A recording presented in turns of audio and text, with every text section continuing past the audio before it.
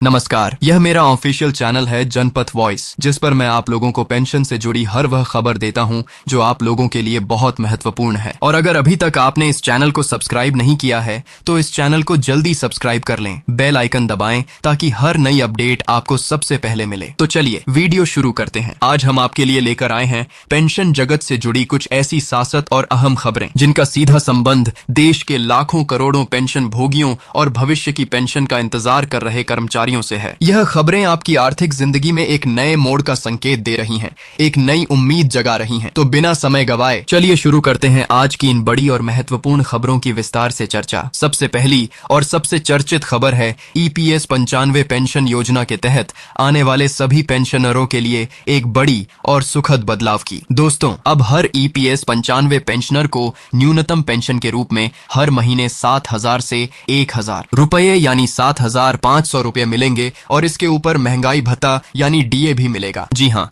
यह कोई अफवाह नहीं बल्कि एक ठोस और सकारात्मक विकास है जिसकी घोषणा की जा चुकी है। यह फैसला उन सभी पेंशनर्स के लिए एक राहत भरी सांस लेकर आया है जो लंबे समय से मात्र 1,000 रुपये की न्यूनतम पेंशन पर गुजर बसर करने को मजबूर थे। अपने से 3 के सास के साथ गागरा हो जा रहा है। सोचिए, आज के इस दौर में जब 1 किलो दाल ही 100 रुपए से ऊपर बिक रही है, जब अस्पताल का एक छोटा सा बिल भी हजारों रुपए का हो जाता है, तो महीने के महीने सिर्फ 1,000 रुपए की पेंशन पर किसी बुजुर्ग का गुजारा कैसे हो पाता होगा? यह सवाल सालों से उनकी आंखों में तैरता रहा है, लेकिन अब लगता है कि उनके सुनहरे दिन वापस आने वाले हैं। यह बदलाव कैसे और कब तक लागू होगा, इस पर थोड़ी गहराई से नजर डालते हैं। ईपीएस 1995 यानी एम्प्लॉय पेंशन स्कीम 1995, जिसे निजी क्षेत्र के कर्मचारियों को रिटायरमेंट के बाद एक स्थायी आय का सहारा देने के लिए शुरू किया गया था। लेकिन समय के साथ महंगाई की मार ने इस पेंशन की क्रय शक्ति को लगभग खत्म ही कर दिया। साल 2014 से लेकर अब तक न्यूनतम पेंशन 1,000 रुपये ही बनी हुई थी,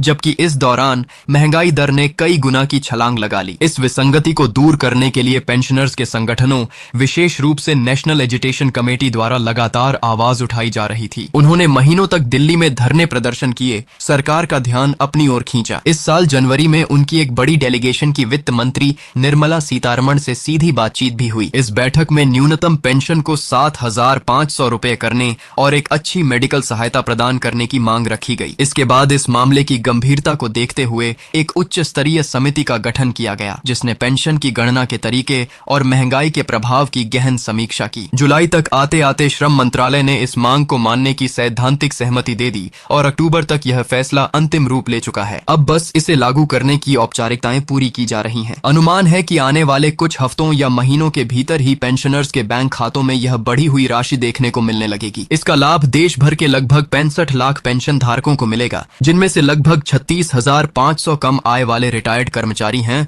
और लगभग 26 लाख सब्सिडी प्राप्त पेंशनर हैं। अभी विधवा और आश्रित पेंशन के संशोधन पर विचार चल रहा है। उम्मीद है कि जल्द ही उनके लिए भी कोई अच्छी खबर आएगी। अब सवाल उठता है कि पेंशनर्स को इस बदलाव का लाभ लेने के लिए क्या करना होगा। ज्यादातर मामलों में यह प्रक्रिया स्वचालित होगी। ईपीएफओ अपने रिकॉर्ड अपडेट करेगा और पेंशन की बढ़ी हुई राशि सीधे आपके बैंक खाते में जमा होने लगेगी। फिर भी सलाह यह दी जाती है कि सभी पेंशनर्स अपने ईपीएफओ रिकॉर्ड की जांच जरूर कर लें। यह काम आप ईपीएफओ की ऑफिशियल वेबसाइट या फिर उमंग एप्लीकेशन के माध्यम से आसानी से कर सकते हैं। अगर कोई विसंगति दिखे या फिर पेंशन की राशि में बदलाव ना हो तो तुरंत अपने क्षेत्र के ईपीएफओ कार्यालय से संपर्क करें। यह आपका हक है और अब समय आ गया है कि आप इसका पूरा लाभ उठाएं। दूसरी बड़ी और ऐतिहासिक खबर है पुरानी पेंशन स्कीम यानी ओपीएस की वापसी की। जी हां, केंद्र सरकार ने आखिरकार एक ऐतिहासिक फैसला लेते हुए पुरानी पेंशन स्कीम को दोबारा लागू करने की हरी झंडी दे दी है। यह फैसला देश के लाखों सरकारी कर्मचारियों के लिए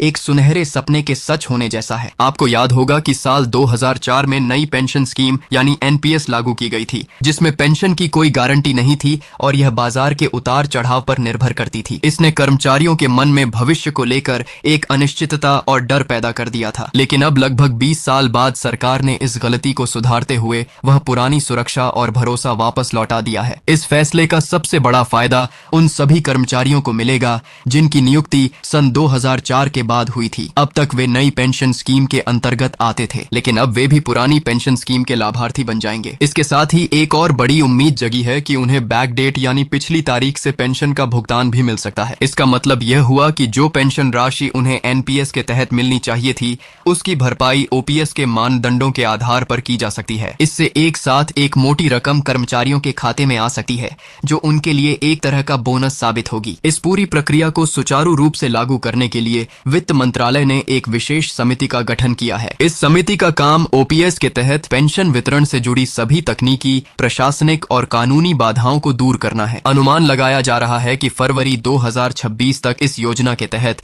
पहला भुगतान शुरू हो जाएगा। केंद्र सरकार के इस कदम ने राज्य सरकारों पर भी दबाव बना दिया है। राजस्थान, हिमाचल प्रदेश और छत्तीसगढ़ जैसे राज्य पहले ही ओपीएस को फिर से लागू कर चुके हैं। अब उम्मीद है कि बाकी बचे हुए राज्य भी जल्द ही इस दिशा में कदम बढ़ाएंगे, ताकि उनके कर्मचारियों को भी यह लाभ मिल सके। पुरानी पेंशन स्कीम की वापसी ने कर्मचारियों के बीच जो उत्साह और भरोसा पैदा किया है, वह अतुलनीय है। ओपीएस सिर्फ एक पेंशन योजना नहीं है, बल्कि यह सेवानिवृत्ति के बाद की जिंदगी की प्रत्येक सुरक्षा की भावना है। यह कर्मचारियों को यह आश्वासन देती है कि उनके सेवा काल के बाद का जीवन आर्थिक तनावों से मुक्त रहेगा। यह फैसला न केवल वर्तमान कर्मचारियों के लिए एक बड़ी राहत है, बल्कि भविष्य में सरकारी नौकरी में आने वाले युवाओं के लिए भी एक आकर्षण का केंद्र बनेगा। साथ ही इससे नई पेंशन स्कीम यानी एनपीएस का भविष्य भी अब अनिश्चितता के घेरे में आ गया है। ऐसा माना जा रहा है कि धीरे धीरे एनपीएस को पूरी तरह से समाप्त कर दिया जाएगा और देश एक बार फिर से गारंटी शुदा पेंशन के स्थायी मॉडल की ओर लौट जाएगा। तीसरी एक और प्रमुख खबर है एम्प्लॉय प्रोविडेंट फंड ऑर्गेनाइजेशन यानी ईपीएफओ से जुड़ी एक बड़ा बदलाव की। खबर यह है कि पीएफ और पेंशन कोष में योगदान के लिए वेतन सीमा को बढ़ाकर 25,000 रुपए करने पर विचार चल रहा है। वर्तमान में यह सीमा 15,000 रुपए है। यह कदम अगर उठाया जाता है तो इसका सीधा और व्यापक असर देश के करोड़ों कर्मचारियों और पेंशन धारकों पर पड़ेगा। वेतन सीमा बढ़ने का मतलब है कि अब अधिक वेतन पाने वाले कर्मचारी भी पूरे बेसिक वेतन पर पीएफ की कटौती और पेंशन कोष में योगदान देने के लिए बाध्य होंगे। इससे उनकी सेवानिवृत्ति के बाद मिलने वाली पेंशन की राशि में सिग्निफिकेंट बढ़ोतरी होगी। उदाहरण के लिए, अगर किसी कर्मचारी का बेसिक वेतन और महंगाई भत्ता मिलाकर 30,000 रुपए है, तो वर्तमान नियमों के अनुसार 15,000 रुपए से ऊपर की राशि पर पीएफ या पेंशन योगदान नहीं लगता। लेकिन अगर यह सीमा बढ़ाकर 25,000 कर दी जाती है, तो उसके पूरे 30,000 रुपए में से पेंशन फंड के लिए कटौती की जाएगी। इससे उसके पेंशन कोष में जमा राशि बढ़ेगी और अंततः रिटायरमेंट के बाद मिलने वाली मासिक पेंशन भी कहीं अधिक होगी। यह कदम लंबे समय से कर्मचारी संगठनों की मांग रहा है, क्योंकि महंगाई दर और वेतन स्तरों में हुई भारी बढ़ोतरी के बाद यह सीमा पुरानी और अप्रासंगिक हो चुकी थी। इसके अलावा इस बदलाव से ईपीएफओ के पास उपलब्ध कोष में भी भारी इजाफा होगा, जिससे देश के विकास में निवेश किया जा सकेगा। यह एक विन विन स्थिति होगी, जहां कर्मचारियों को भविष्य में अधिक पेंशन मिलेगी